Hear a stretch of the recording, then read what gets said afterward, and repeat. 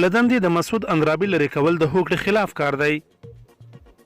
د مصالحې عالی شورا مشر ډاکټر عبدالله وایي چې له دندې د کورنیو چارو وزیر مسعود اندرابي ګوښه کول د هوکړې خلاف عمل دی. نوموړي پر خپله فیسبوک پاڼه د یو پیغام په خپرولو سره ویلي چې مسعود اندرابي له کوم موجه دلیل پرته له دندې لرې کړی شوی دی. عبدالله خبرداری ورکړی چې د هیواد په دې حساسو شرایطو کې د ډاکټر غني لخوا دا ډول خپل سرې پریکړې ملي ګټې زیانمنولی شي. ډاکټر عبدالله د خپلو خبرو پر دوام ویلي چې د نوي وزیر د ټاکلو په تړاو ورسره مشوره نه ده شوې او په خبره دی هم د رسنیو څخه خبر شوی دی. نوموړي ګواښ کړی چې د مسعود اندرابي لرې کول ورته د منلو نه دي او د ارګ د خپل سرو پریکړو پر وړاندې به ودرېږي او د خپلو خلکو له حقونو څخه به دفاع وکړي.